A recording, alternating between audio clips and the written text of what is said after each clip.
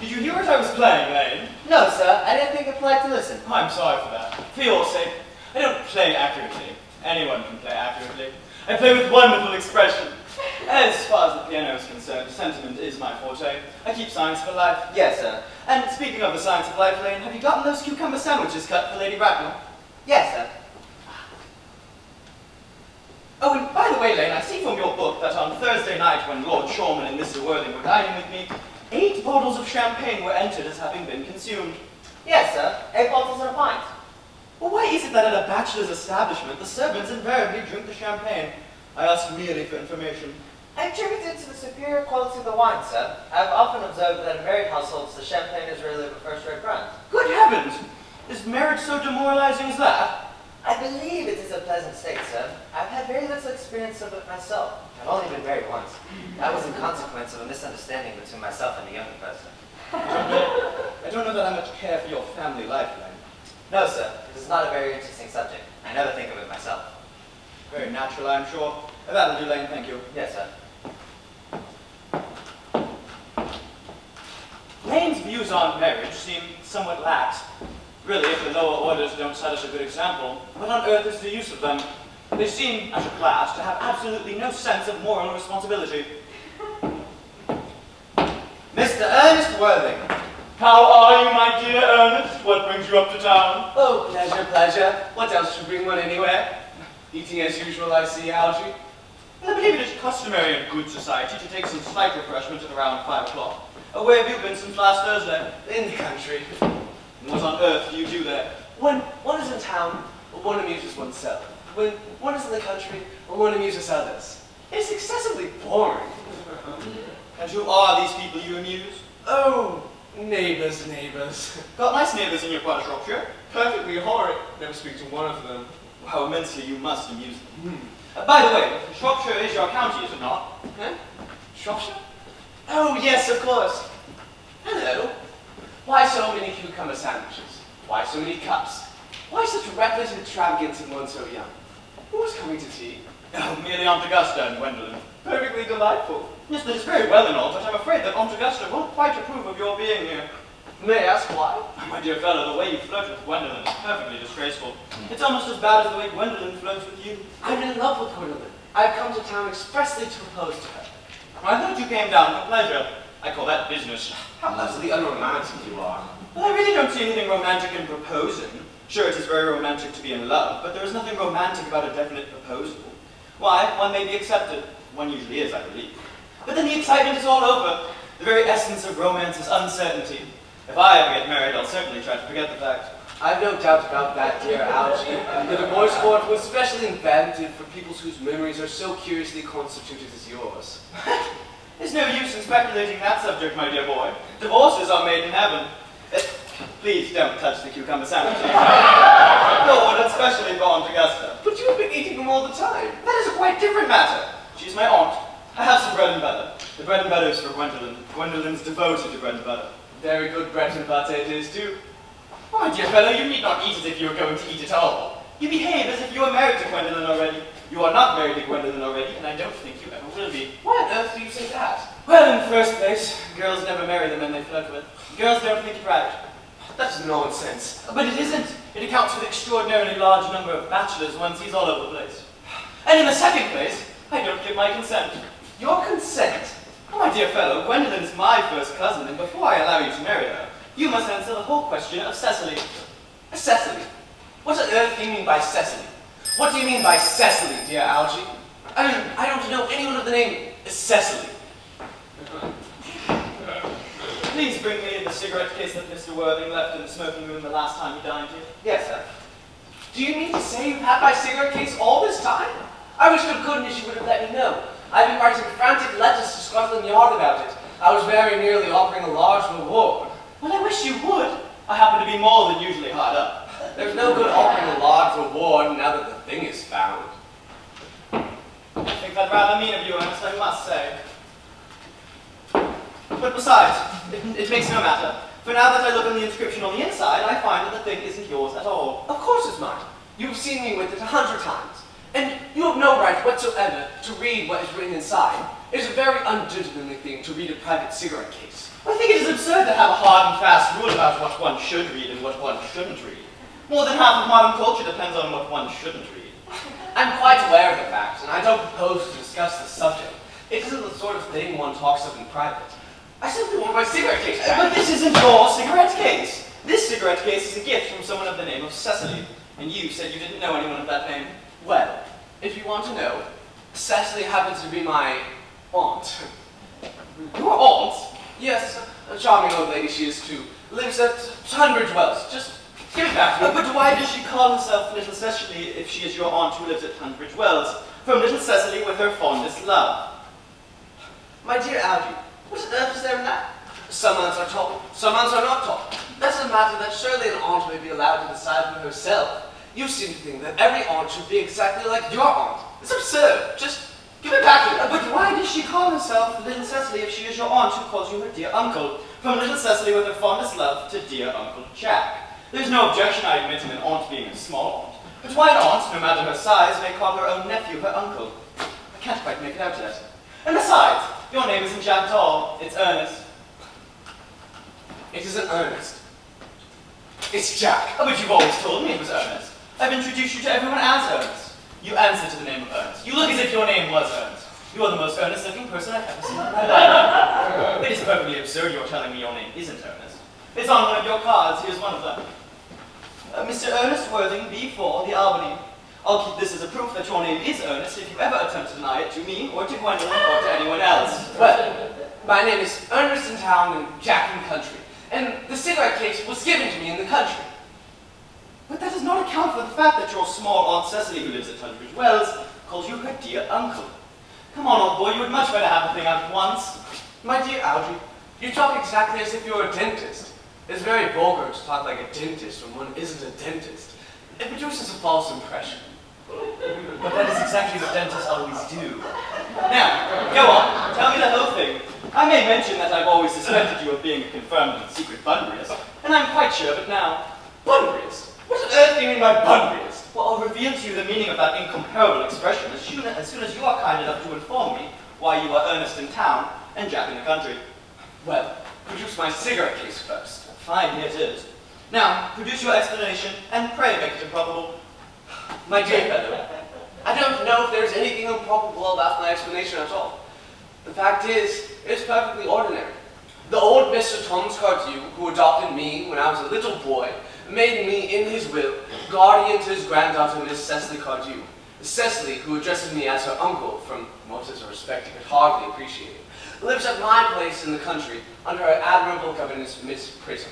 And where is this place in the country, by the way? That's nothing to you, dear boy. I may tell you candidly that it is not in Shropshire. I suspected that. I've Bunburyed all over Shropshire on 2 separate occasions. Now go on. Why are you Ernest in town and Jack in the country? I fear you may not be able to understand my real motives. You are hardly serious enough.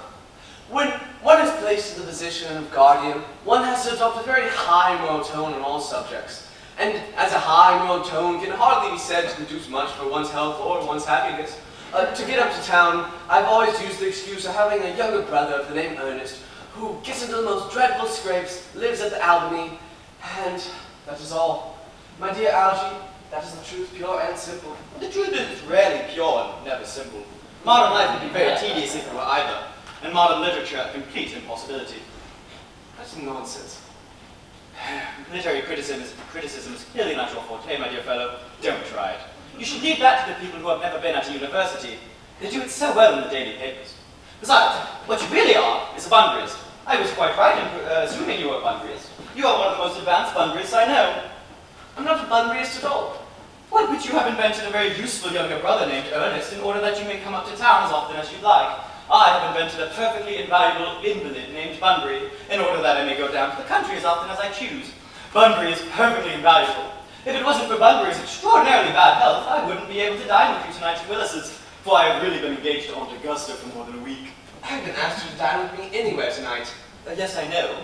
You're absurdly careless about sending out invitations. It is very foolish of you. Nothing annoys people so much as not receiving invitations. You had better dine with your Aunt Augusta. I haven't the smallest intention of doing anything of the kind. To begin with, I dine there on Monday, and once a week is quite enough to dine with one's own relations. And in the second place, whenever I do dine there, I'm always treated as a member of the family, and either sent down with no woman at all, or two. And in the third place, I know perfectly well who she'll place me next to tonight. She'll place me next to Mary Farquhar, who always flirts with her own husband across the dinner table. That is not very pleasant. Indeed, it is not even decent. And that sort of thing is enormously on the increase these days. The amount of women in London who flirt with their own husbands is perfectly disgraceful. It looks so bad. It is simply washing one's clean linen in public. Besides, now that I know you to be a confirmed Bunburyist, I naturally want to talk to you about Bunbury. I want to tell you the rules. I'm not a Bunburyist at all. If Gwendolyn accepts me, I shall get rid of my brother Ernest. Cecily has become a little too much attached to him. It is rather a bore. Besides, I advise you to do the same with Mr. with your invalid friend with the absurd name. Nothing will induce me to get rid of Bunbury. And if you ever get married, you'll be very glad to know Bunbury. For a man who marries without knowing Bunbury has a very tedious time of it. If Gwendolyn accepts me, and if she is the only girl I've ever met that I wanted to marry, I surely won't want to know Bunbury.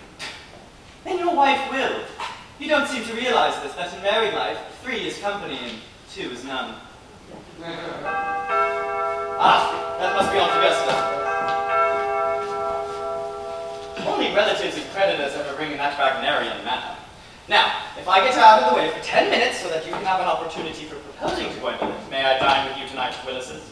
I suppose so, if you want to. Yes, but you must be serious about it. I hate when people are not serious about a meal. It is so shallow of them. Lady Bracknell and Miss Fairfax. Good afternoon, dear Algernon. I hope you are behaving very well. I'm feeling very well, Aunt Augusta. That's not quite the same thing. In fact, the two things rarely go together. Dear me, you are smart. I am always smart, am I not, Mr. Worthing? You're quite perfect, Miss Fairfax. Oh, I hope I'm not that. That will leave no room for developments, and I plan to develop in many directions. I'm sorry if we are a little late, Algernon, but I was obliged to call on dear Lady Harbury. I hadn't been there since her poor husband's death. I never saw a woman so altered. She looks quite 20 years younger. It's now. I'll have a cup of tea and one of those nice cucumber sandwiches you promised me. Certainly, Aunt Augusta. Won't you come and sit here, Gwendolyn? Thanks, Mamma. I'm quite comfortable where I am. Good heavens, Lane! Why are there no cucumber sandwiches? I ordered them specially. There were no cucumbers in the market this morning, sir. I went down twice. No cucumbers? No, sir. Not even for ready money. That'll do, Lane, thank you. Yes, sir. Well, I'm greatly distressed, Aunt Augusta, about there being no cucumbers in the market. Not even for ready money. It really makes no matter, Algernon.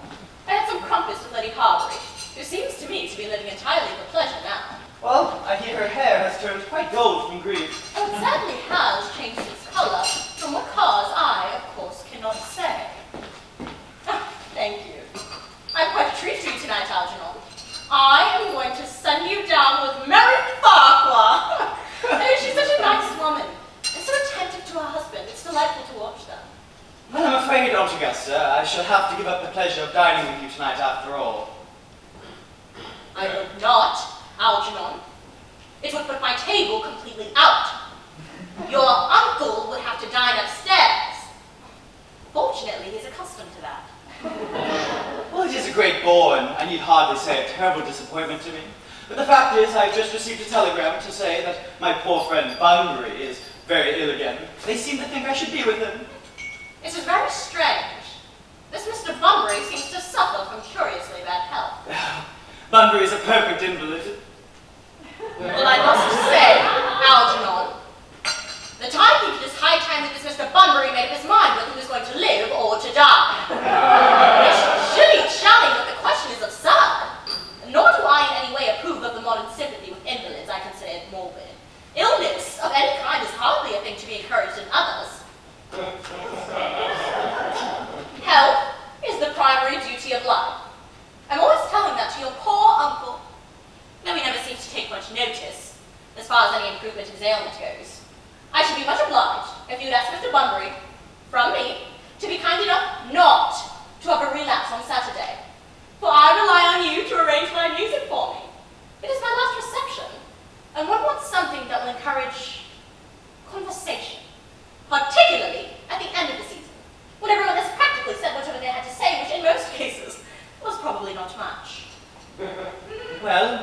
speak to Bunbury out Augusta, if he is still conscious.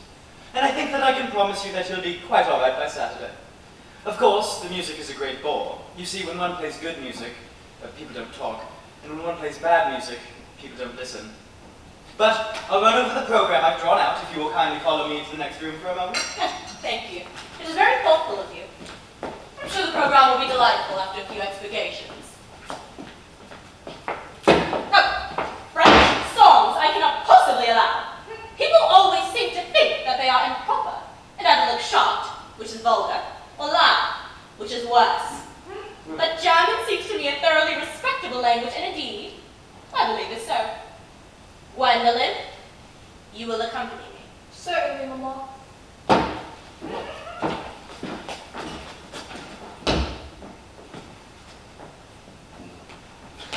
Charming day it has been, Miss Fairfax. Pray, don't talk to me about the weather, Mr. Worthing. Whenever anyone talks to me about the weather, I always feel quite certain that they mean something else, and that makes me so nervous. I do mean something else. I thought so. In fact, I'm never wrong. And I would like to be allowed to take advantage of Lady Bracknell's temporary absence. I would certainly advise you to do so. Mamma has a way of coming back suddenly into a room that I often have to speak to her about. Miss Fairfax, ever since I met you, I've admired you more than any girl I've ever met since I met you. Yes, I'm quite well aware of the fact. And I often wish that in public at any rate you'd been more demonstrative. For me, you've always had an irresistible fascination. Even before I met you, I was far from indifferent to you. We live in a world, as I hope you know, Mr. Worthing, in an age of ideals. The fact is constantly mentioned in more expensive monthly magazines and has reached habitual pulpits, I'm told. And my ideal has always been to love someone of the name of Earnest. There is something in that name that inspires absolute confidence. When Algernon first mentioned to me that he had a friend called Earnest, I knew I was destined to love you. Do you really love me, Gwendolyn? Passionately. Darling, you don't know how happy you've made me. My own Earnest. But you don't mean to say you couldn't love me if my name wasn't Earnest, do you? But your name is Earnest. Yes, I know it is, but suppose it was something else? Do you mean to say you couldn't love me then? That is clearly metaphysical speculation. And like most metaphysical speculations, have very little reference at all to the actual facts of real life and as we know them. Well, personally, darling, to speak quite candidly, I don't much like the name Earnest at all. I don't think it suits me. It suits you perfectly. It is a divine name. It has music of its own. It produces vibrations. Well, really, Gwendolyn, I think there are the much nicer names, I think. Jack, for instance, a charming one. Jack? Oh, no, there is very much music in the name Jack, if there is any at all indeed. It does not have thrill. It produces absolutely no vibrations. I have known several Jacks, and they all, without exception, were more than usually plain. Besides, Jack has notorious domesticity for the name John, and I pity any woman who is married to a man called John. She would probably never get to know a single moment's life solitude. The only real safe name is Earnest. Gwendolyn, I must get christened at once. I mean, we must get married at once. Married, Mr. Worthing? Well, you know that I love you, and you led me to believe that you were not completely indifferent to me. I adore you, but you haven't proposed to me yet. The subject of marriage has not been touched upon. Well, may I propose to you now? I think that'd be an admirable opportunity. And to spare you any possible disappointment, I think it is only fair to tell you quite frankly beforehand that I am fully determined to accept you. Gwendolyn, Yes, Mr. Worthing, what do you have to say to me? you know what I've got to say to you. Yes, but you don't say it. Gwendolyn, will you marry me? Of course, darling. I know nothing about it. I've very little experience in how to propose. My own one. I've never wanted to marry anyone in the world but you. Yes, but men often propose for practice. I know my brother Gerald does. All my girlfriends say so. What nice brown eyes you have. They're quite brown. I hope you will always look at me like that, especially when others are present. Mr. Worthing! Rise up from the semi-recumbent posture. It is most indecorous. Mamma, I must beg you to retire. This is no place for you. Besides, Mr.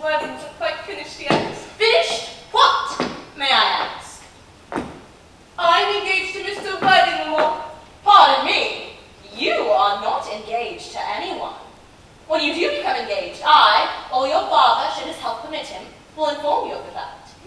An engagement should come upon a young girl as a surprise, pleasant or unpleasant as the case may be. It is hardly a matter that she could be allowed to arrange for herself. And now, I have a few questions to put to you, Mr. Wilde. While I am making these inquiries, you, Gwendolyn, will wait for me below in the carriage. But, Mama. In the carriage, Gwendolyn. Yes, Mama.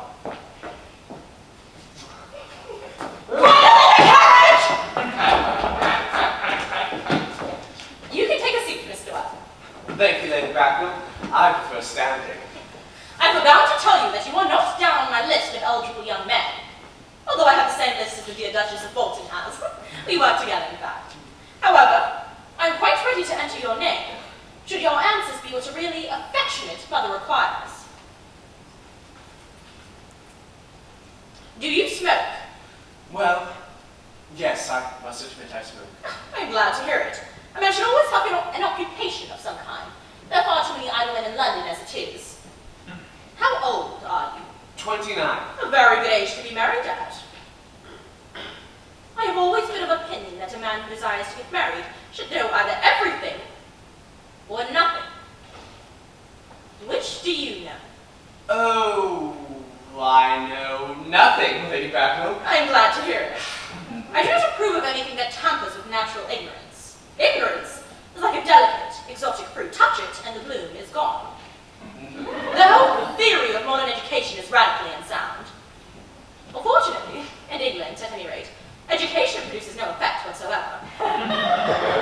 If it did, it would prove a serious danger to the upper classes, and probably lead to acts of violence in Grosvenor Square. What is your income? Between 7,000 and 8,000 a year. In land or in investments? In investments, chiefly. That is satisfactory. What between the duties expected of one during one's lifetime, and the duties exacted from one after one's death, land ceases to be either a profit or a pleasure. It gives one position, and prevents one from keeping it up. That's all that can be said about land. Well, I have a house in the country, with some land attached to it, of course, about 1,500 acres, I believe. But that isn't what I rely on for my real income. As far as I know, the poachers are the only real ones who make anything of it. A country house? How many bedrooms? Well, that point can be cleared up afterwards. You have a townhouse, I heard. A girl with a simple and spoiled nature like Gwendolyn could hardly be expected to reside in the country. Well, I own a house in Belgrave Square, but it is let out by the year to Lady Bloxham. Of course, I can get it back whenever I like, after 6 months' notice. Lady Bloxham? I don't know her.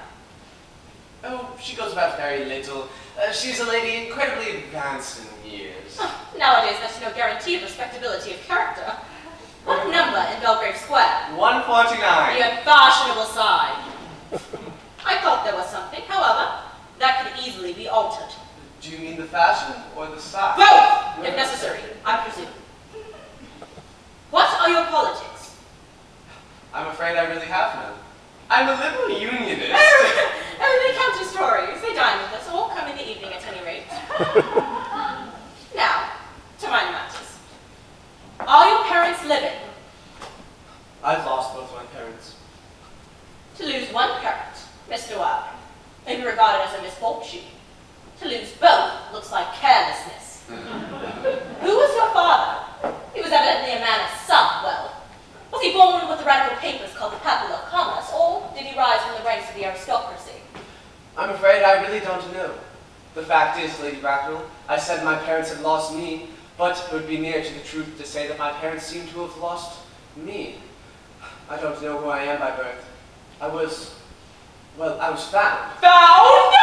Yes, the late Mr. Thomas Cardew, a man of a very charitable and kind disposition, found me and gave me the name of Worthing because he had a first-class ticket for Worthing in his pocket at the time. Worthing is a place in Sussex. It's a seaside resort. Where did the charitable gentleman who had a first-class ticket for this seaside resort find you? A handbag. A handbag? Yes, Lady Bracknell, a handbag. A somewhat large black leather handbag with handles to it. An ordinary handbag, in fact. In what locality did this Mr. James or Thomas Cardew come across this ordinary handbag? The cloakroom at the Victoria Station. It was given to him in mistake for his own. The cloakroom at Victoria Station? Yes, the Brighton line. The line is immaterial! Mr. Worthing, I confess I feel somewhat bewildered by what you have just told me.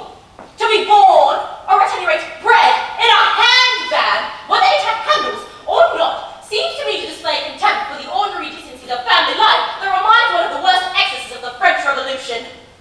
I don't presume you know what that unfortunate movement led to. As for the particular locality in which the handbag was found, a cloakroom at a railway station might serve to conceal a social indiscretion, has probably, indeed, been used for that purpose before now. But it could hardly be regarded as an assured basis for a recognized position in human society. May I ask what you advise me to do then? I need hardly say I'll do anything in the world to ensure Gwendolyn's happiness. I would strongly advise you, Mr. Worthing, to acquire some relations as soon as possible, and to make a definite effort to produce at any rate one parent of either sex before the season is quite over. Well, I don't see how I could possibly do that. I can produce the handbag at any moment. It's in my dressing room back home. I really think that should satisfy you, Lady Bracknell. Me? Sir, what has it to do with me? You could hardly imagine that I, Lord Bracknell, would allow our only daughter, a girl brought up with the utmost care, to marry into a cloakroom and form an alliance with a parcel. Good morning, Mr. Worthing. Good morning. Don't play that ghastly tune, Algie. How idiotic you are.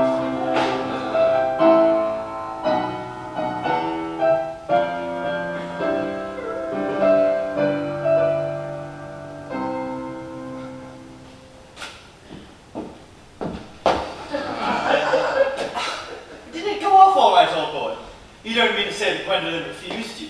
It is a way she has. She is always refusing people. I think it's very ill-natured of her. Oh, Gwendolyn is as right as a trivet. As far as she knows, we are still to be engaged. Her mother's perfectly unbearable. Never met such a gorgon. I don't really know what a gorgon is, but I'm sure that Lady Bracknell is one. She's a monster without being a myth, which I think is rather unfair. Excuse me, Algie. I suppose I shouldn't talk about your own aunts in this way before you. Oh, my dear fellow, I love hearing my own relations abused. It is the only thing that makes me put up with them at all. Relatives are tedious pack of people who haven't the remotest knowledge of how to live, nor the smallest instinct of when to die. Oh, that's nonsense. But it isn't. Upon my word, if I thought that, I'd shoot myself. You don't think that Gwendolyn is going to end up like her mother in about 150 years, do you, Algie? Well, all women become like their mothers. That is their tragedy. No man does, and well, that's his. Is that clever?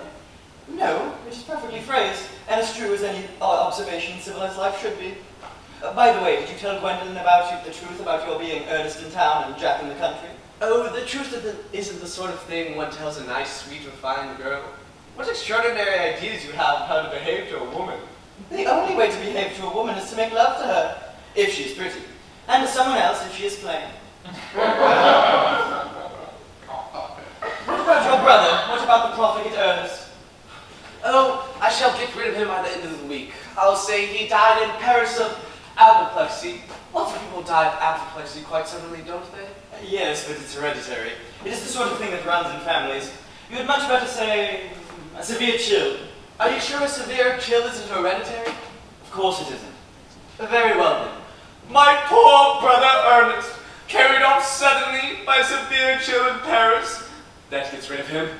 But I thought that you said Miss Cardew was a little too much interested in your poor brother Earnest. Won't she feel his loss a great deal? Oh, I'm glad to say that Cecily isn't a silly romantic girl. She goes long walks, pays no attention at all to any of her lessons. I'd much rather like to see Cecily. Oh, take very good care that you never do.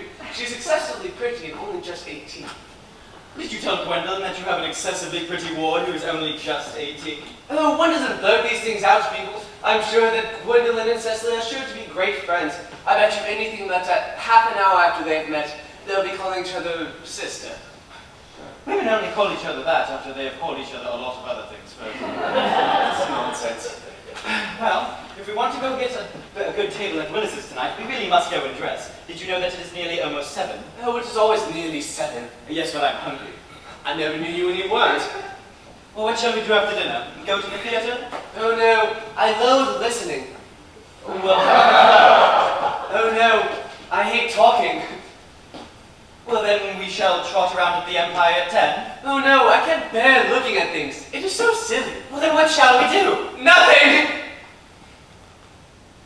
It was awfully hard work doing nothing. Then again, I don't mind hard work when there's no definite object of any kind. Miss Fairfax. Gwendolyn, upon my word. Algy, kindly turn your back. There's something very particular I have to say to Mr. Worth. Really, Gwendolyn, I'm not sure I can allow that. Algy, you've always adopted a strictly moral attitude towards life. You're not quite old enough for that yet. Earnest, My own one. we may never be married. From the expressions on Mamma's face, I fear we never shall. Very few parents give any regard to what their children say to them. The old-fashioned respect for the young is vastly dying out. Whatever influence I had over Mamma, I lost at the age of 3. And although she may prevent us from becoming man and wife, and I may marry someone else, and marry often, nothing that she could possibly do can alter my eternal devotion to you. Gwendolyn. The story of her romantic origin, as related to you, my Mamma, with unpleasing comments, have stirred the deeper fibers of my nature. Your Christian name has an irresistible fascination. The simplicity of your character is one of its kind. Your town address in the Albany I have, but what is your address in the country? Oh, the Manor House. What's in Hertfordshire? There's a good postal service there, I suppose. You might have to do something desperate that will require serious consideration. I'll communicate with you daily. Oh, my own one. How long do you remain in town? Till Monday. Good. Algy, you may turn around now. Thanks, I've turned around already. You may also ring the bell. You will allow me to escort you to your carriage, won't you? Certainly. I will see Miss Fairfax out. Yes, sir.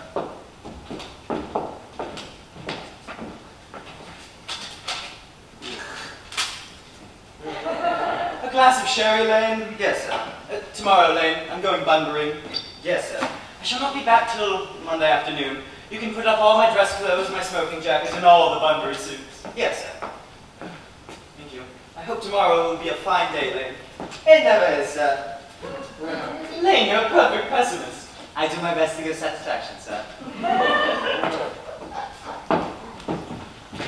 That irresistible intellectual girl, the only one I've ever met in my life. What are you so amused at? Oh, nothing. I'm just a little anxious about my poor friend Bunbury is all. If you don't take care, your friend Bunbury will get you into a serious scrape someday. I love scrapes. They're the only thing that are never taken seriously. Oh, that is nonsense. You are never talking of anything but nonsense, Algy. Nobody ever does.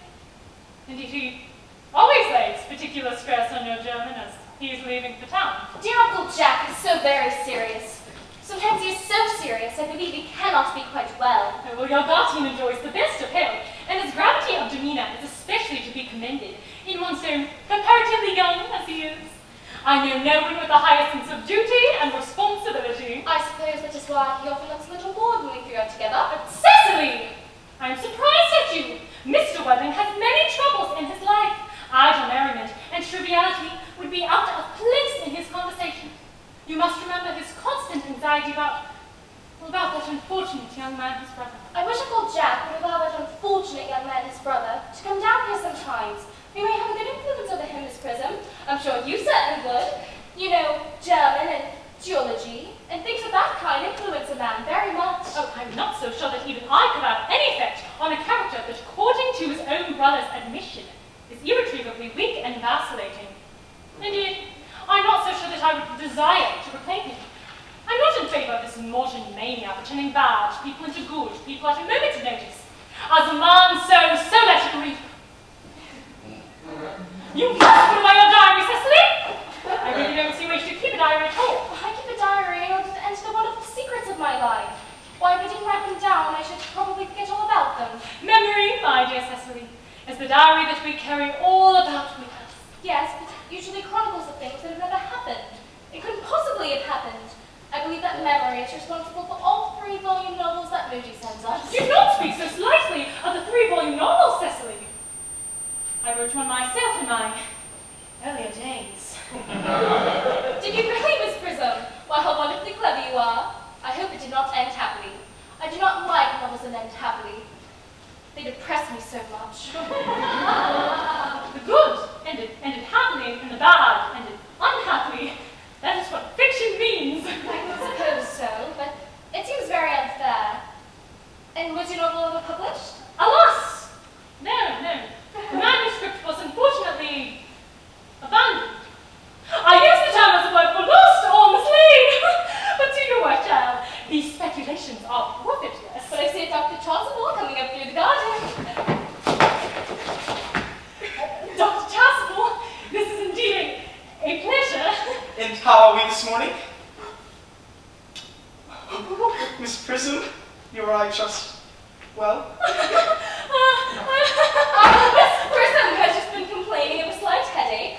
I think it would do her so much good to have a short stroll with you in the park, dear Dr. Chasuble. Oh, Cecily, I've not mentioned anything about a headache. Oh no, dear Miss Prism, I know that. But I felt instinctively that you had a headache.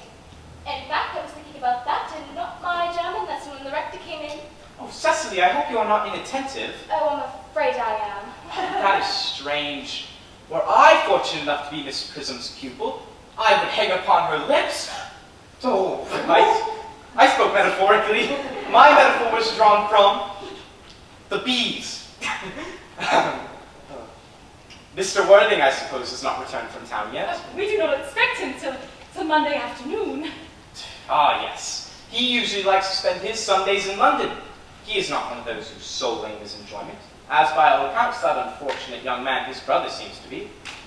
Well, I not disturb Ageria and her pupil any longer. Ageria, my name is Letitia, doctor. Classical illusion merely, drawn by the pagan authors. I shall see you both, no doubt, in Evanston. I think, dear doctor, I will have a stroll with you. I find I have a headache after all, and a walk might do it good. With pleasure, Miss Prism, with pleasure. We might go as far as the schools and back. That would be delightful. Cecily, you will read your chapter on political economy in my absence. The chapter on the full of grouping, you may omit. It is somewhat too sensational. Oh, horrid! Horrid political economy! Horrid geography! Horrid German! Mr. Worthing just drove over from the station. He's brought his luggage with him?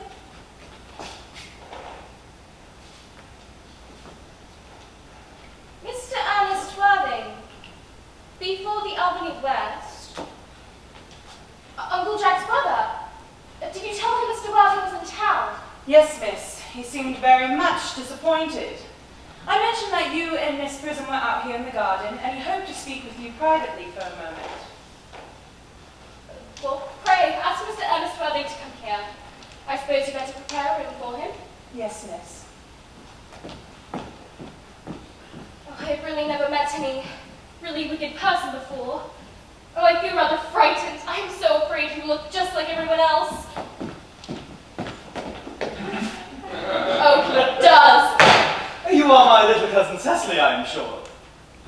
You are under some strange mistake. I'm not little. In fact, I believe I am old and usually tall for my age.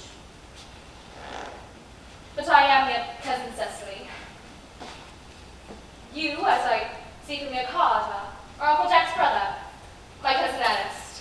My wicked cousin Ernest. Why, I'm not really wicked at all, Cousin Cecily. You mustn't think that I'm wicked.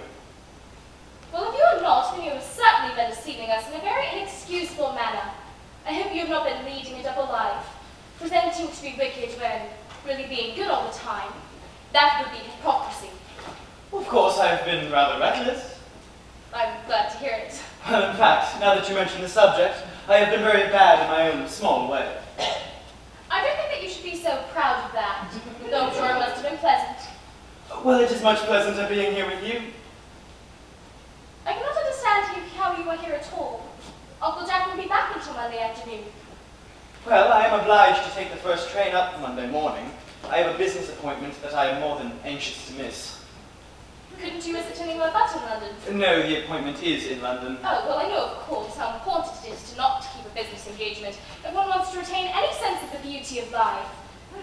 But still, I think you should wait until Uncle Jack arrives. I know he wants to speak to you about your immigrating. About my what? You're immigrating. He has gone up to buy your outfit. I certainly wouldn't let Jack pick out my outfit. He has no taste in neckties at all. Oh, I don't think that you will require neckties. Uncle Jack is sending you to Australia. Australia? I'd sooner die. Well, he said at dinner on Wednesday night that you would have to choose between this world, the next world, and in Australia. Well, the accounts I have received of the next world in Australia are not particularly encouraging. This world is good enough for me, Cousin Cecily. Yes, but are you good enough for it? I'm afraid I'm not that. That is why I want you to reform me. You might make that your mission this afternoon, if you don't mind. I'm afraid I have no time this afternoon. Well then, would you mind my reforming myself? It is rather quixotic of you, but I think you should try. Thanks, I will. I feel better already. You are looking a little worse. Ah, that is because I'm hungry. Oh, how thoughtless of me! I should have remembered when one is going to lead an entirely new life. One requires regular and wholesome meals. Won't you come in? Thanks, but might I have a buttonhole first? I never have any sort of appetite unless I have a buttonhole first. Marshall meal? No, I'd sooner have a pink rose. Why? Because you are like a pink rose, Cousin Cecily. I don't think it could be quite right for you to talk to me like that.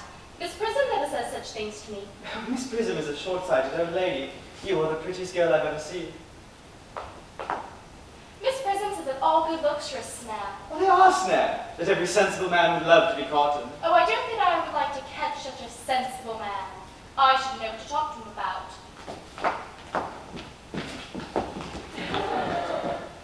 You were too much alone, dear Dr. Chasuble. A misanthrope I can understand. A womanthrope never. I cannot deserve so nihilistic a phrase. The practice, as well as the precept of matrimony, is distinctly against the Catholic Church. It is obviously the reason why the primitive church has not lasted up to the present day. And you do not seem to realize, dear Doctor, that by persistently remaining single, a man converts himself into a permanent public temptation. Men should be more careful. This very celibacy leads weaker vessels astray. Is a man not equally attractive when married? No married man is ever attractive except to his wife. And often I've been told, not even to her. Oh well, it depends on the intellectual sympathies of the woman. Maturity can be depended on. Ripeness can be trusted. Young women are green. Oh, I spoke horticulturally, dear Doctor. My metaphor was drawn from fruits. But where's Cecily? Perhaps she followed us to the schools. Mr. Worthing! Mr. Worthing? This is a dear surprise. We did not look for you till Monday afternoon. I've returned sooner than expected. Dr. Chasuble, I hope you're well.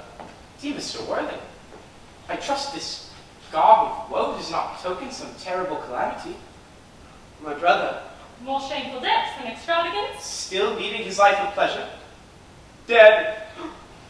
Your brother, Earnest, dead? Quite dead? What a lesson for him. I trust you will profit by it. Dear Mr. Worthing, I offer you my sincere condolence. You have the consolation of knowing that you are always the most generous and forgiving of brothers.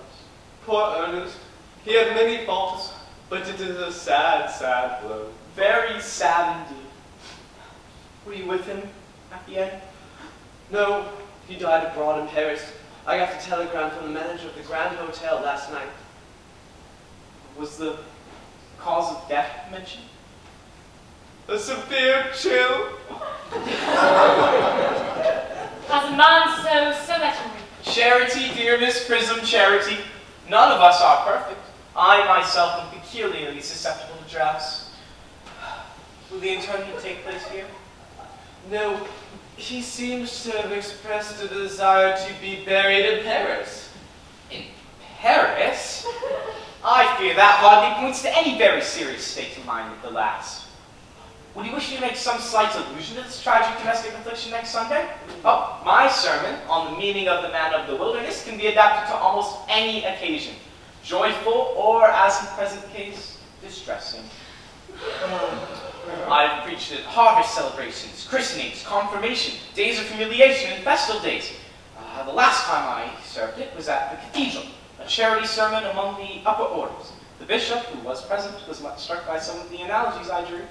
I think you mentioned christenings, Dr. Chasuble. I suppose you are continually christening, aren't you? Oh, it is, as I regret to say, one of the rector's most constant duties in the parish. I've often had to speak to the poorer classes on the subject. They do not seem to know what thrift is. Is there any infant in whom you are peculiarly interested in, Mr. Worthing? Your brother was, I believe, unmarried, was he not? Oh, yes. Most people who live entirely for pleasure usually are. But it is not for any child, dear doctor. I am very fond of children. No, the fact is, I would like to be christened myself this afternoon if you have nothing better to do. You haven't already been christened, Mr. Worthing? I do not remember it. But have you any great doubts on the subject? I certainly intend to have. Of course, I don't know if the thing would bother you at all, or if you think I'm a little too old now. Not at all. Sprinkling and the immersion of adults is perfectly canonical practice. Very well then. Would 5 o'clock suit you? Perfectly, perfectly. I have a similar ceremony around that time.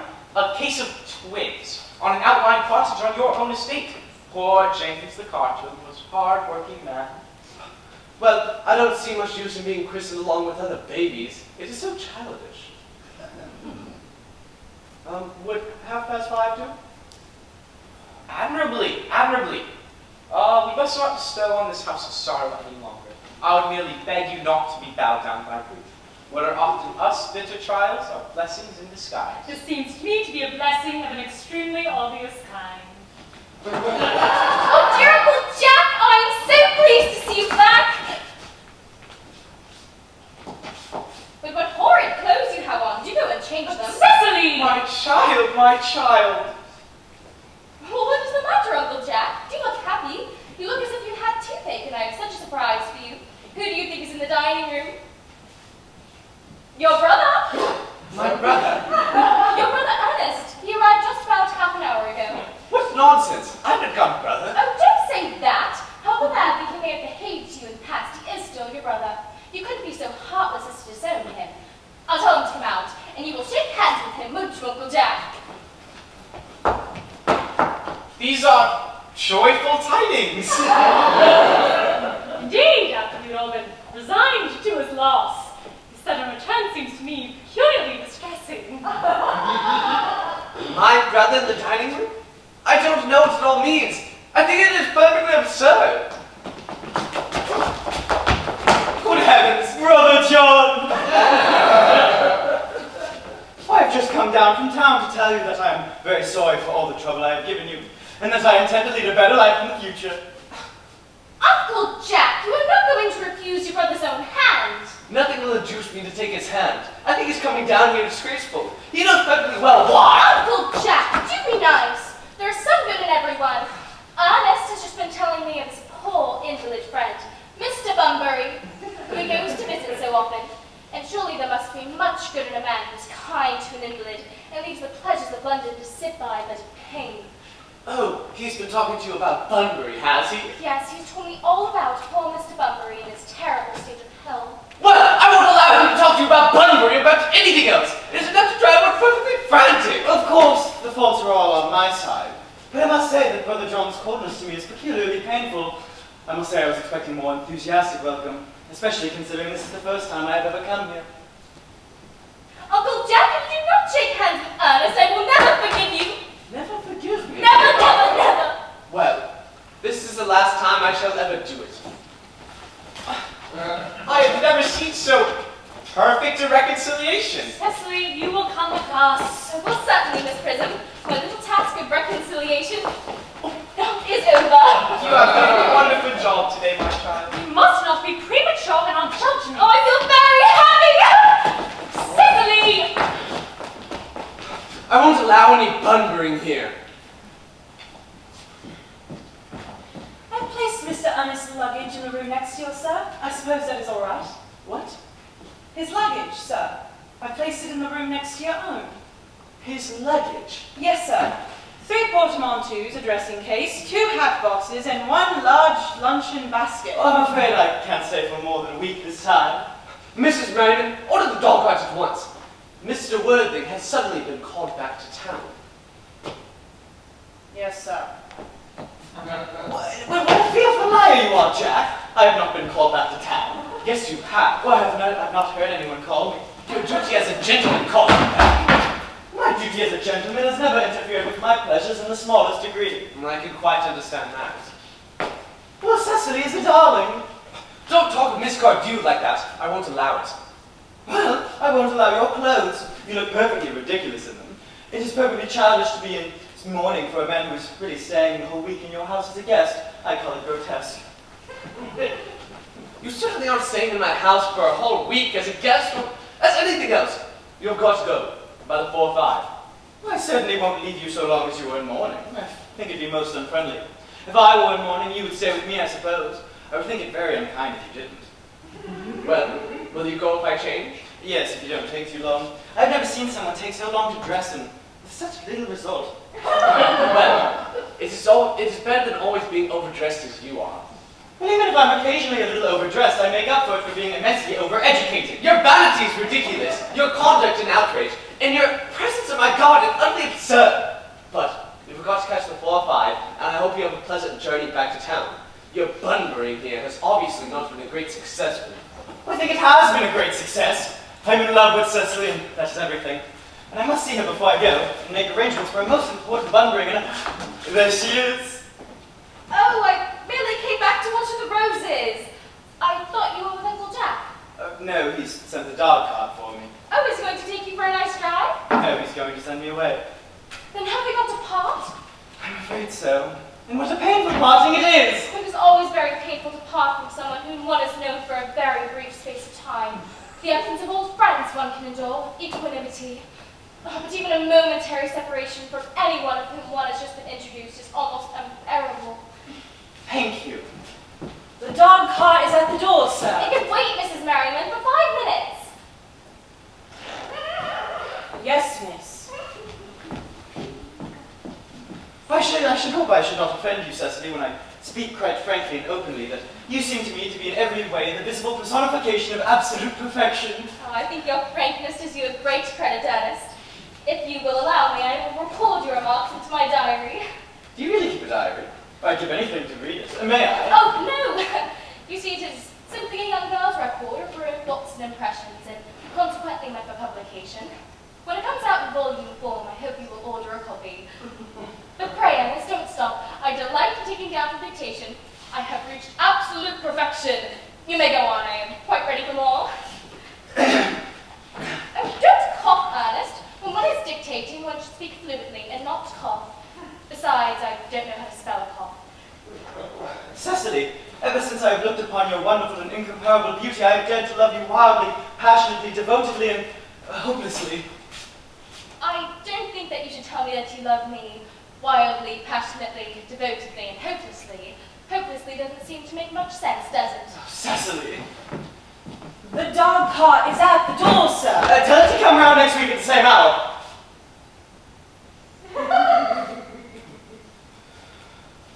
Yes, sir.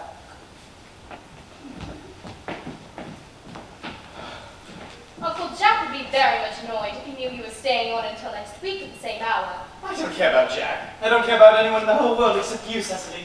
I'm in love with you. You will marry me, won't you? Oh, you silly boy, of course. Well, we have been engaged for the past 3 months.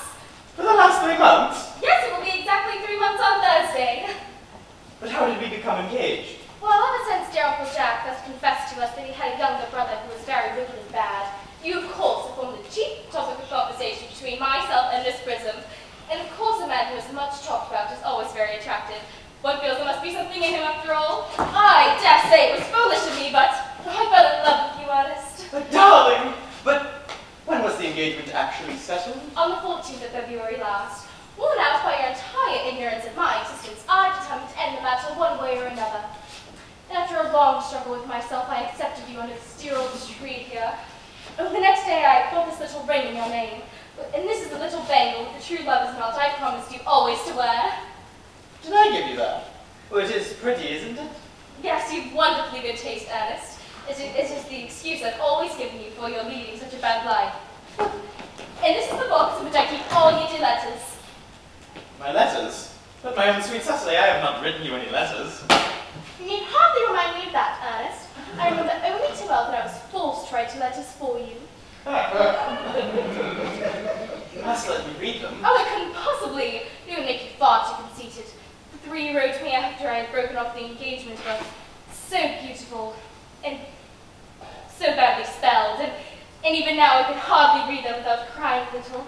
But why was our engagement ever broken off? Of course our engagement was broken off.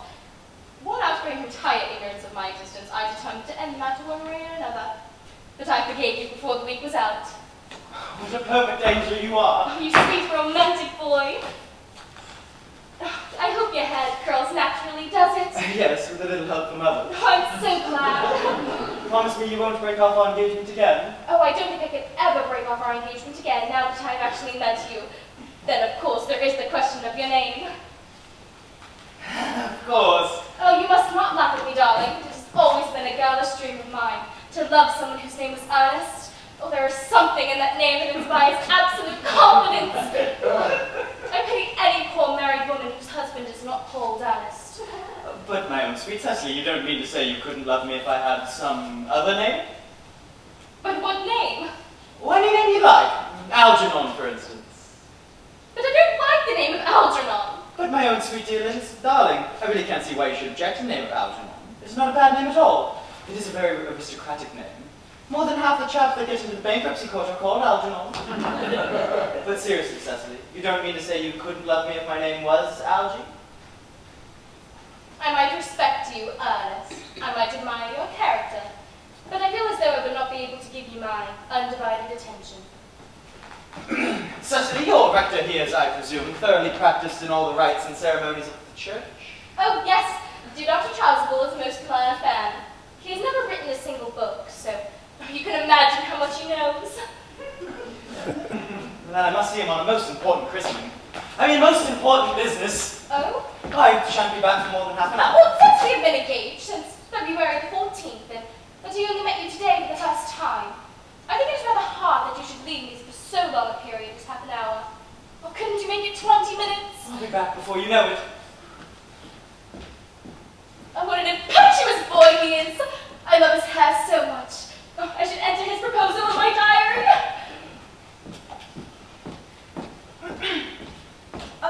Miss Fairfax just called. She wants to speak with Mr. Worthing on very important business, she states. Isn't Mr. Worthing in his library? Mr. Worthing went over in the direction of the rectory some time ago. Pray ask the lady to come out here. Mr. Worthing is sure to be back soon. And you can bring tea. Yes, miss.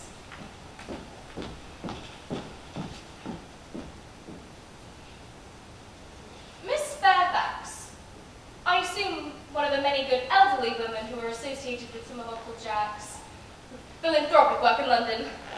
I do not quite like women who are associated in philanthropic work. I think it is so forward of them. Miss Fairfax. Oh, pray, let me introduce myself to you. My name is Cecily Cardew. Cecily Cardew. What a very sweet name. Something tells me that you and I are going to be great friends. I like you more than I can already say. My first impression of people are never wrong. How sweet of you to like me so much after we have known each other for such a comparatively short time. Pray sit down. I may call you Cecily, may I not? With pleasure. And you will call me Gwendolyn, won't you? If you wish. Then it is settled then, isn't it? I hope so.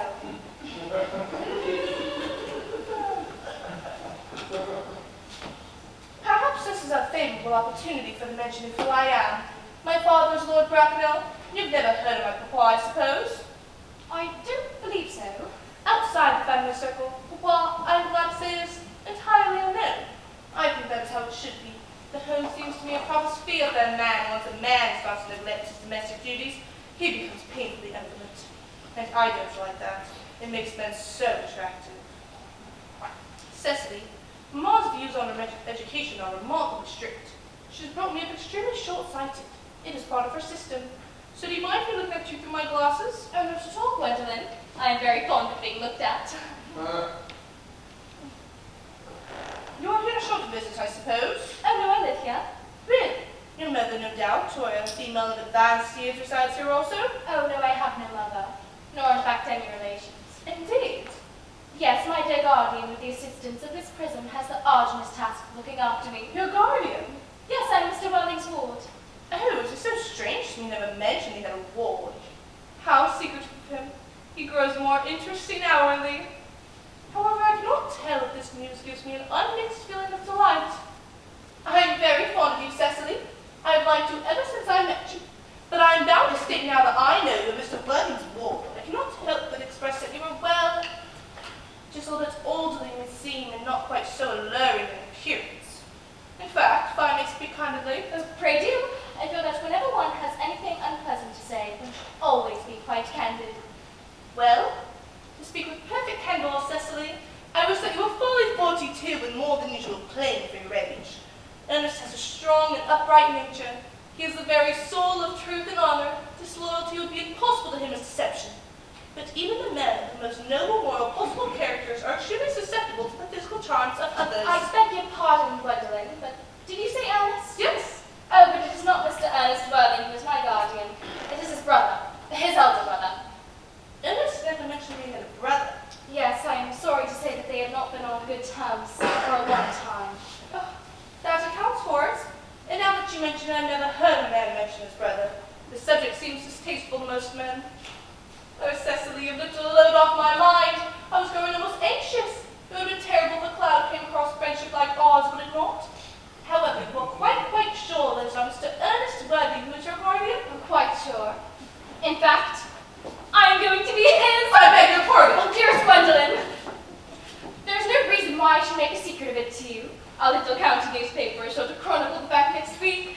Mr. Ernest Worthing and I are engaged to be married. There must be some slight error. Mr. Earnest Worthing is engaged to me. The announcement will appear in the Morning Post Saturday at the latest. I'm afraid you must be under some misconception. Ernest proposed to me exactly 10 minutes ago.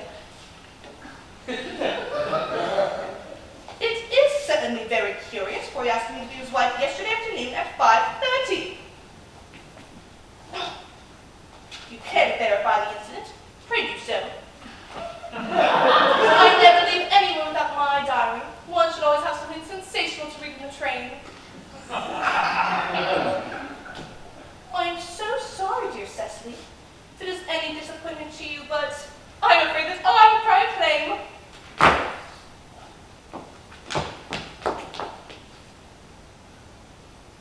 It would distress me more than I can tell you, dear Gwendolyn, if it caused you any mental or physical anguish. But if you're bound to point out that since Ernest proposed to you, he has clearly changed his mind. If the poor fellow has been entrapped into any fool's promise, I shall consider it my duty to rescue him at once and with a firm hand. Whatever unfortunate entanglement my dear boy may have gotten into, I will never approach him with it after we are married. Do you allude to me, Miss Cardew, as entanglement? You are presumptuous. On an occasion of this kind, it becomes more than a moral duty to speak one's mind. It becomes a pleasure. Do you suggest, Miss Fairfax, that I entrapped Ernest into an engagement? How dare you! This is no time for wearing the shallow mask of manners. When I see a spade, I call it a spade. I'm glad to say that I have never seen a spade.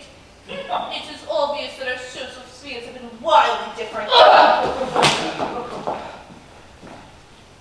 Shall I lay the tea there, miss? Oh, yes, as usual.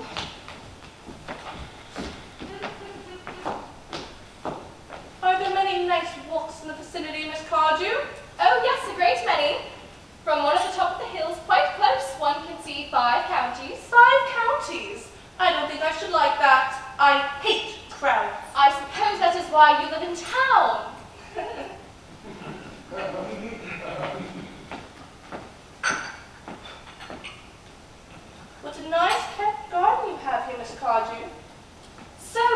like it, Miss Fairfax. I had no idea there were so many flowers in the country. Oh, flowers are as common here, Miss Fairfax, as people are in London. Personally, I do not understand how anybody who is anybody lives in the country. It bores me to death. Well, this is what the newspapers call agricultural depression, is it not? I believe the aristocracy are suffering much from it just at present. It is almost an epidemic amongst them, I have been told. Can I offer you some tea, Miss Fairfax? Thank you. Detestable girl, but I require tea.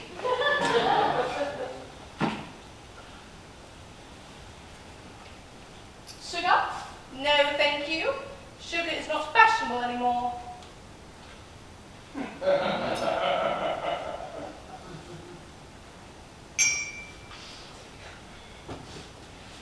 Cake or bread and butter? Bread and butter, please. Cake is rarely seen in the nicest households nowadays.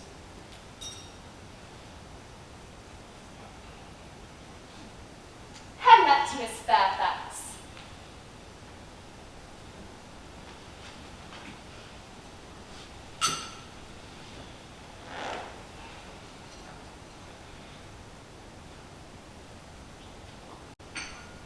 You detestable girl! You have filled my tea with lumps of sugar, and though I asked most distinctively for bread and butter, you have given me cake.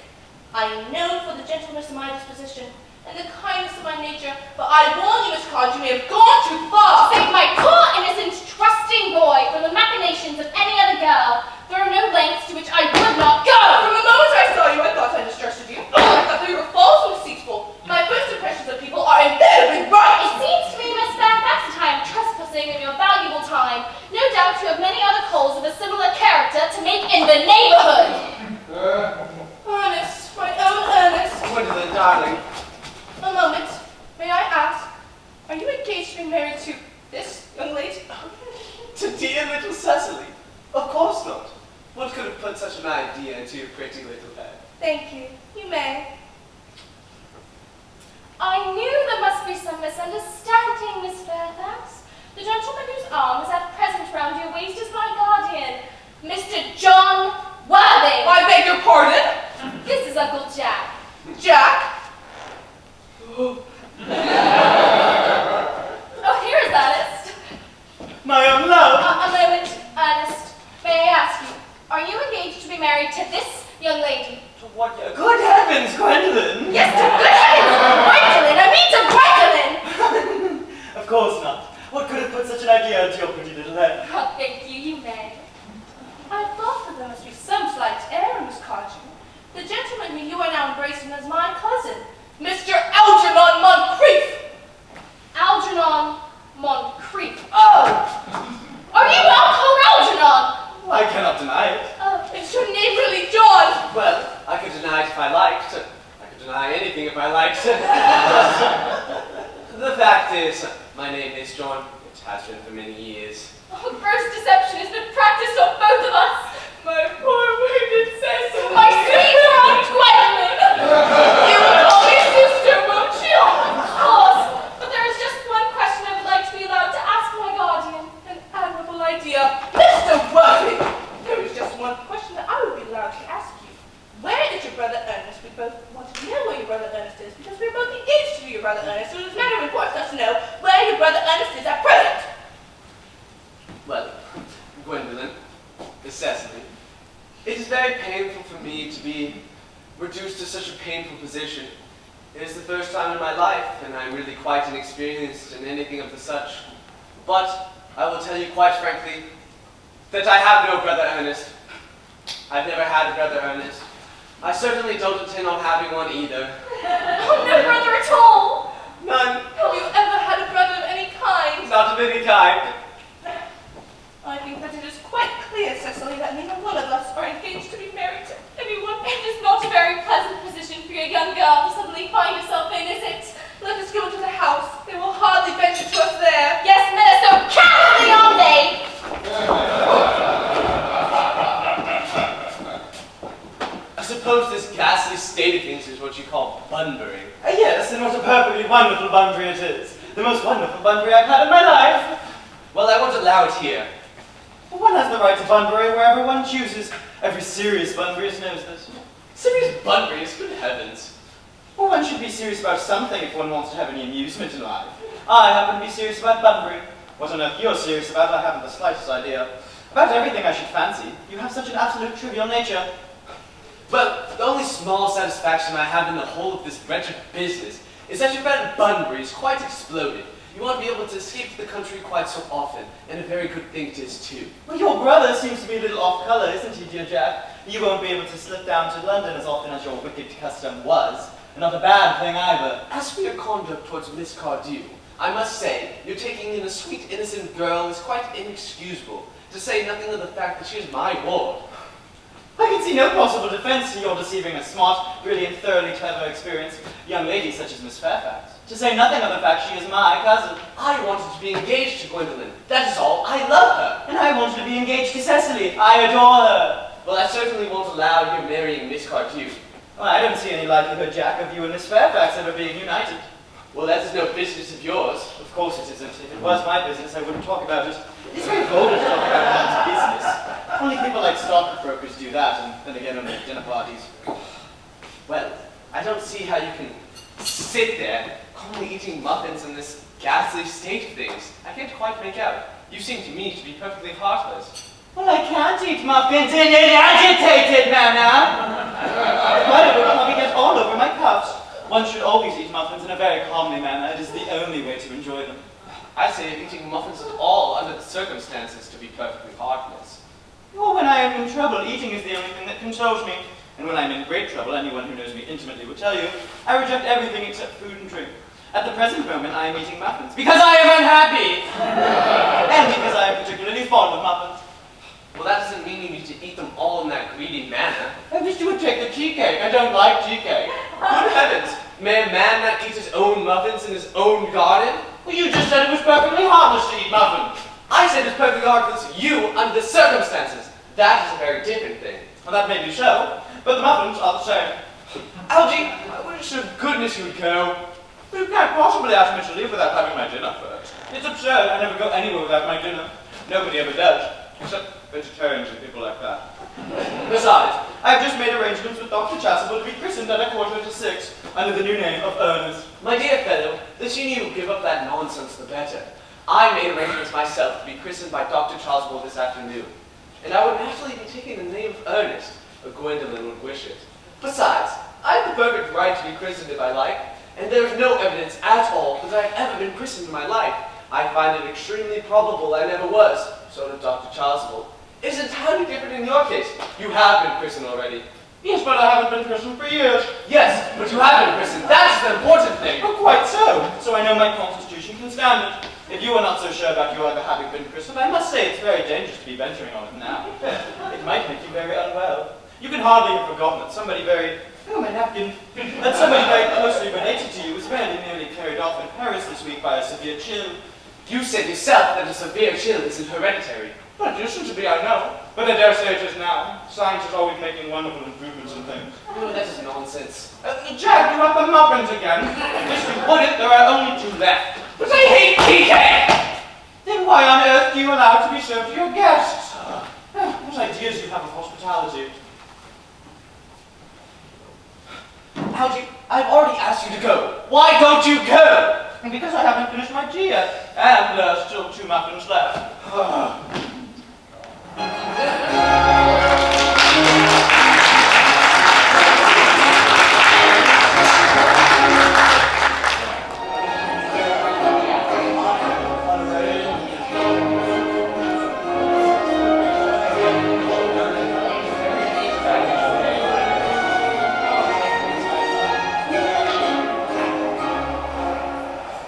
The fact that you will not follow us at once into the house, as anyone else would have done, appears to me that there's some sense of shame left. They have been eating muffins. That looks like repentance. They don't seem to notice us at all. Couldn't you cough? But I haven't got a cough. They're looking at us.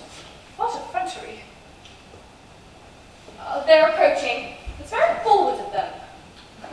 Let us preserve a dignified silence. Certainly. It is the only thing to do now.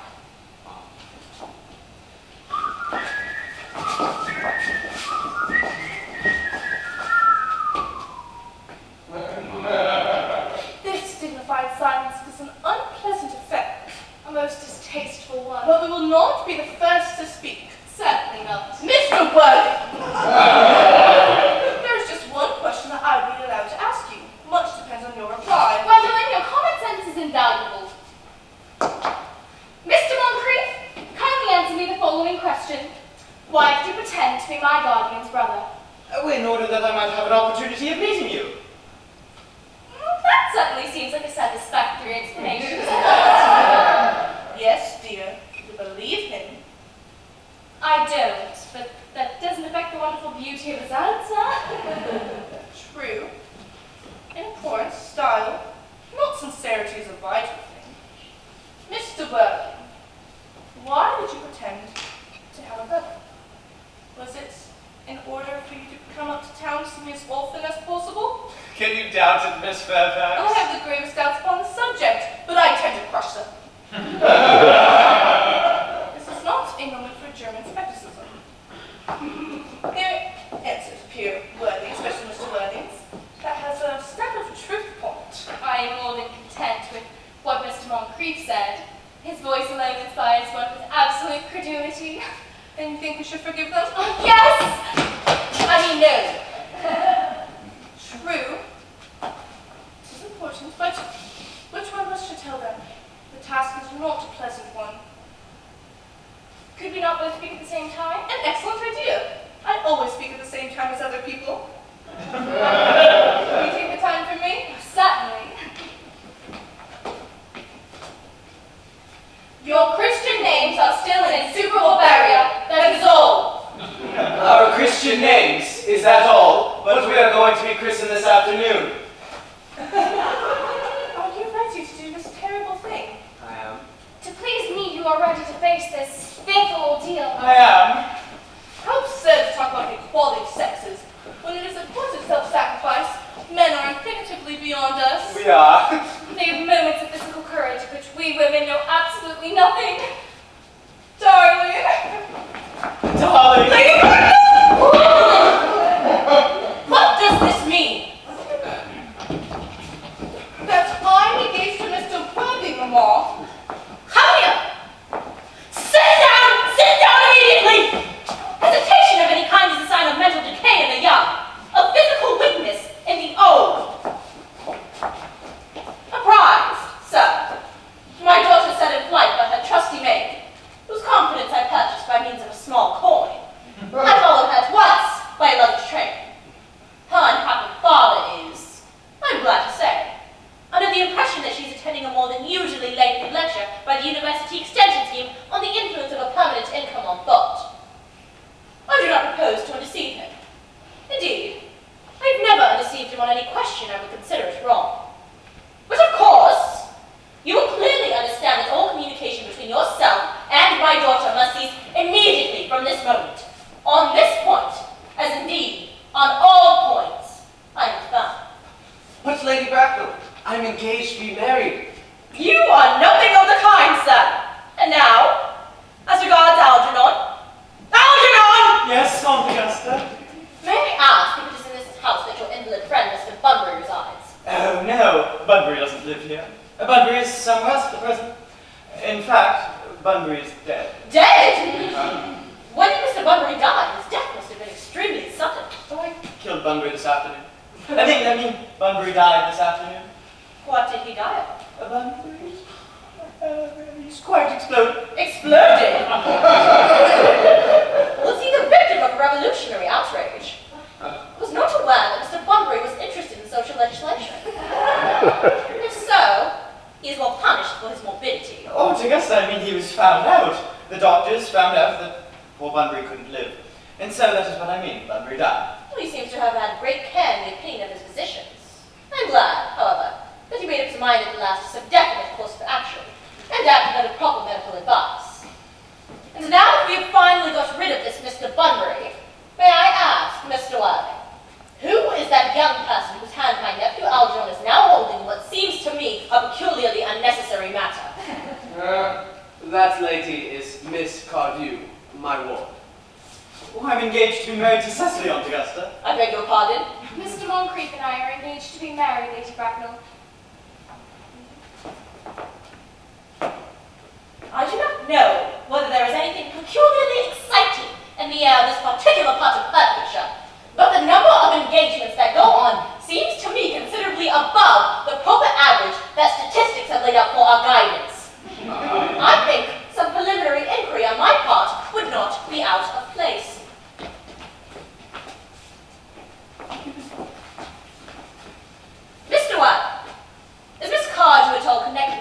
larger railway stations in London. I merely desire information.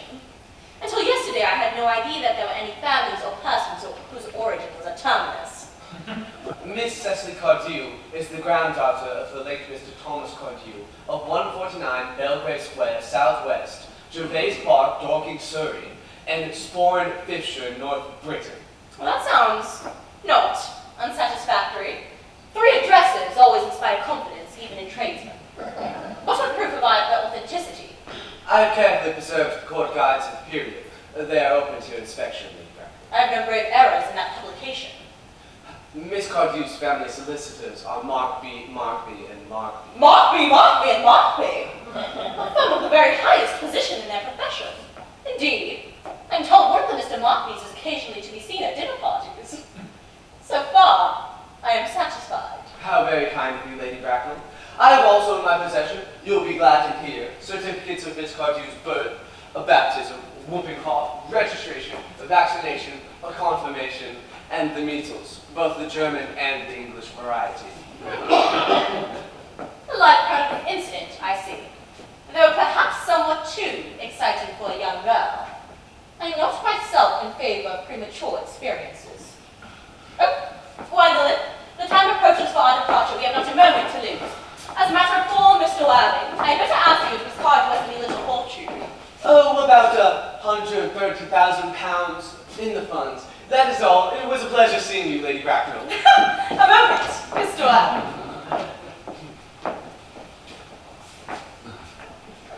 £130,000? And in the funds? Miss Cardew seems to me a most attractive young lady. Now let her look at her. Few girls of the present day have any really solid qualities, any of the qualities that last and improve with time. We live, I regret to say, in an age of services. Come over here, dear. A pretty child.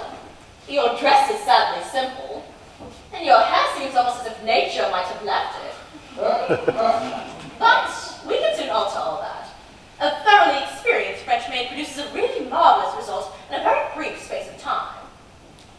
I remember recommending one to Lady Lansing, and after 3 months our own husband did not know her. And after 6 months, nobody knew her. Kindly turn round, sweet child. No, beside you is what I want. Yes, quite as I expected. There are distinct social possibilities in your profile. The 2 weak points in our age are its want of principle and its want of profile. The chin a little higher, dear?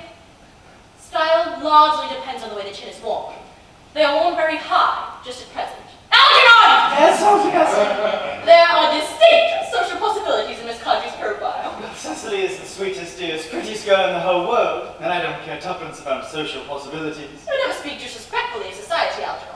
Only people who can get into it do that. Dear child, surely you know Algernon has nothing but his debts to depend upon. But I do not approve of mercenary marriages. When I married Lord Bracknell, I had no fortune of any kind. But I never dreamed for a moment of allowing her to stand in my way. Well, I suppose I must give my consent. Thank you, Aunt Augusta. Yes, thank you, Lady Bracknell. Cecily, you may kiss me. Thank you, Lady Bracknell. You may also address me as Aunt Augusta for the future. Thank you, Aunt Augusta. The marriage, I think, had better take place quite soon. Thank you, Aunt Augusta. Yes, thank you, Aunt Augusta. To speak frankly, I am not in favor of long engagements. They give people the opportunity of finding out each other's character before marriage, which I think is never advisable. I beg your pardon for interrupting you, Lady Bracknell, but Miss Cardew is my ward, and she cannot marry without my consent. That consent I absolutely decline to give. Upon what grounds, may I ask? Algernon is an extremely, I may almost say an ostentatiously eligible young man. He has nothing, but he looks everything. What more can one desire? It pains me very much to have to speak to you frankly, Lady Bracknell, about your nephew, but the fact is, I do not at all approve of his moral character. I suspect him of being untruthful. Untruthful? My nephew Algernon? Impossible, he's an Oxonian. I fear there can be no possible doubt about the matter. This afternoon, during my temporary absence in London, on an important question of romance, He obtained admission into my house under the false pretense of being my brother. Under an assumed name, he drank, I've just been informed by my butler, an entire pint bottle of Pierre Jute Brut 89, wine I was specially reserving for myself. And continuing his disgraceful deception, he alienated the wards of my only ward. And what makes his conduct all the more heartless is that he knew from the start that I have no brother, that I never have a brother, and that I certainly don't intend on having a brother. I instinctively told myself yesterday afternoon. Mr. Wilde, after careful consideration, I have decided entirely to overlook my nephew's conduct to you. How very kind of you, Lady Bracknell, but I will not alter my decision at all. I still decline to give my consent. Come here, sweet child, come. How old are you, dear? Well, I am really only 18, but I always admit to 20 when I go to evening parties. You are perfectly right in making some slight alteration. Indeed, no woman should ever be quite accurate about her age and look so calculating. 18, but admitting to 20 at evening parties. Well, it will not be very long before you are of age and free from the restraints of tutelage, so I don't think your guardian's consent is, after all, a matter of any importance. I beg your pardon for interrupting you again, Lady Bracknell, but it is only fair for me to tell you that according to Miss Cardew's grandfather's will, she does not come of age till she is 35. That does not seem to be a grave objection. 35 is a very attractive age. London society is full of women of the very highest birth who, of their own free choice, have remained 35 for years. Lady Dumbledon is an instance in point. To my own knowledge, she has remained 35 ever since she arrived at the age of 40, which was many years ago now. I see no reason why our dear Cecily should not be even still more attractive at the age you mentioned than she is at present. There will be a large accumulation of property. Well, Algie, could you wait for me until I was 35? Of course I could, Cecily. You know I could. Yes, I felt it instinctively. But I couldn't wait till that time. I hate waiting even 5 minutes for anybody. I'm not punctual myself, I know, but I do like punctuality in others, and waiting until I am 35 is quite out of the question. Then what is to be done, Cecily? I don't know, Mr. Moncrief. Mr. Wilde, as Miss Cardew states positively that she could not wait until she is 35, a remark which I am bound to say seems to display a rather impatient nature. I would beg of you to reconsider your decision. But the matter is entirely in your own hands, Lady Bracknell. The moment you consent to my marriage with Gwendolyn, I will gladly allow your nephew to form the lines of my ward. You must be quite aware that what you propose is out of the question. Then a passionate celibacy is the only thing that any of us can look forward to. I do not propose that we should have Gwendolyn. Algernon, of course, can choose for himself. Come here. We have already missed 5, if not 6 trains. To miss any more might expose us to comment on the platform. Everything is quite ready for the christenings? The christenings, sir. Is not that somewhat premature? Both these gentlemen have expressed desire for immediate baptism. At their age? The idea is grotesque and irreligious. Algernon, I forbid you to be baptized. Lord Bracknell would be highly displeased if he learned that that was the way in which you wasted your time and money. Am I to understand that there to be no christenings at all this afternoon? I think that as things are now, it wouldn't be of much use to either of us, Dr. Chasuble. I am grieved to hear such sentiment from you, Mr. Worthing. I will return to the church at once. I have just received word that for the past hour and a half, Mrs. Prism has been waiting for me in the vestry. Miss Prism! Did I hear you mention a Miss Prism? I am on my way to join her right now. Pray allow me to detain you for a moment, Dr. Chasuble. This matter may prove to be of vital importance to Lord Bracknell and I. Is this Miss Prism a female of repellent aspect, remotely connected with education? She is of the most cultivated of ladies, madam, and the very picture of respectability. It is obviously the same person. May I ask what position she holds in your household? I am a celibate, madam. Miss Prism, Lady Bracknell, has been for the last 3 years Miss Cardew's esteemed governess and valued companion. In spite of what I hear of her, I must see her at once. Let her be sent for. She approaches. She is nigh. I was told you expected me in the vestry, dear Canon. I've been waiting for you there for an hour and 3/4. Prism! Come here, Prism!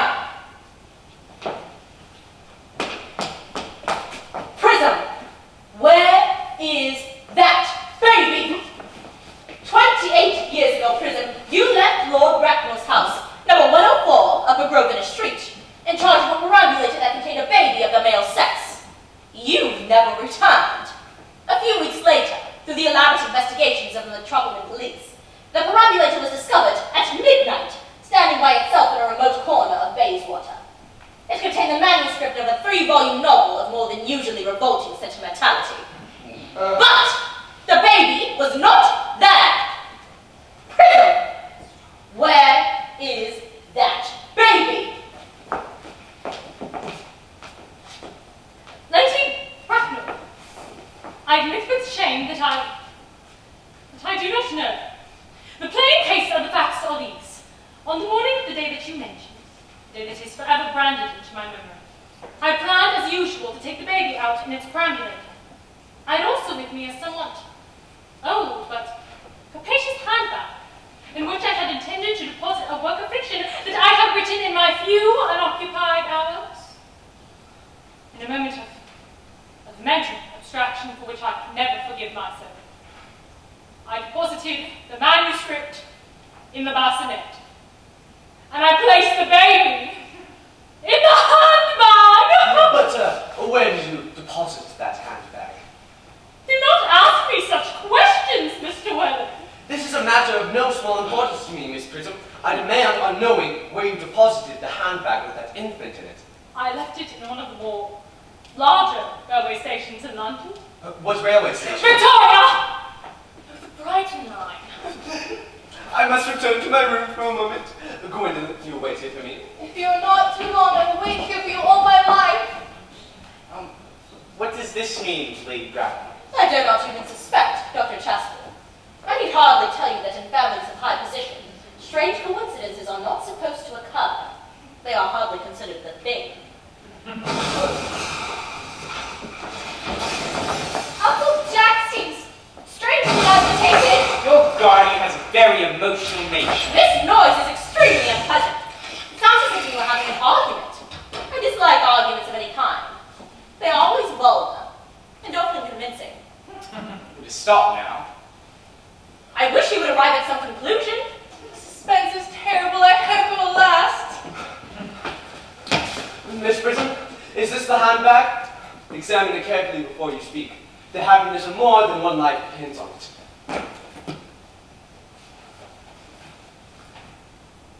Yes, it appears to be mine. Yes, here's the injury it received through the upsetting of a Gower Street omnibus in younger and happier days. Oh, and here on the lining occurred an explosion of a temperance beverage. That occurred in Leamington. Oh, and here on the lock, those are my initials. I forgot that in an extravagant mood I placed them there. The bag is undoubtedly mine. I'm so delighted to have it so unexpectedly restored to me. It's been a great inconvenience being without it for all these years. Miss Prism, more has been restored to you than just that handbag. I was the baby in it! You? Yes. Mother! Mr. Weldon, I am unmarried! Unmarried? I do not deny that is a serious blow. But who should cast a stone against one who has suffered? Cannot repentance wipe out an act of folly? Or why should there be one law for men and another for women? Mother, I forgive you. This way! There is some slight error. There is the lady who can tell you who you really are. Lady Bracknell, I hate to seem inquisitive, but do you mind informing me who I am? I'm afraid the news I have to give you will not altogether please you. You are the son of my poor sister, Mrs. Moncrief, and consequently, Algernon's elder brother. Algy's elder brother? Then I have a brother after all! Cecily, how could you have ever doubted that I had a brother? My unfortunate brother! Miss Prism, my unfortunate brother! Gwendolyn, my unfortunate brother! Algy, you haven't treated me like an elder brother in all your life. You'd better start treating me with more respect in the future. Well, not till today, old boy, I admit. I did my best, however, though I was out of practice. My own. But what own are you? What is your Christian name now that you are someone else? Good heavens, I'd quite forgotten the fact. I suppose your idea of the subject is irrevocable? I never change, except in my affections. What a noble nature you have, Gwendolyn. Then we had better clean it up at once. Aunt Augusta, a moment. Was I christened? Every luxury that money could buy, including christening, had been lavished on you by your fond and doting parents. Very well then. I was christened. Well, what was my name? Let me know the worst. You being the eldest son, you were naturally christened after your father. Yes, but what was my father's Christian name? I cannot at the present moment recall the general's Christian name. But I have no doubt he had one. He was eccentric, I admit, but only in later years. And that was the result of the Indian climate. And marriage. And indigestion. And other things of that kind. Algy, can't you recollect our father's Christian name? Oh, my dear boy, we were never even on speaking terms. You see, he died before I was a year old. His name would appear in the army list of the period, I suppose, Aunt Augusta. Well, the general was essentially a man of peace, except in his domestic life. But I have no doubt his name would appear in any military directory. The army list of the last 40 years are here. These should have been my constant studies. In generals. Let's see. Malum, Moxbum, Magsley. What ghastly names these are? Migsby, Mobbs, Moncrief, Lieutenant 1840, Captain, Lieutenant, Colonel, 1869. Christian names? Earnest John!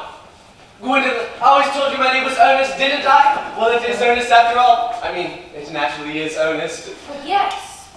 I remembered now that the general was called Earnest. I knew I had some particular reason for disliking the name. Ernest, my own Ernest. From the moment I met you, I knew you could have no other name. Gwendolyn, it's very painful for a man to find out quite suddenly that he has been telling nothing but the truth his entire life. Can you forgive me? I can, for I feel you are sure to change. Letitia! Frederick at last! Cecily at last! Gwendolyn at last! My nephew! You seem to be displaying signs of triviality. On the contrary, Aunt Augusta, for the first time in my life, I realized the vital importance of being earnest.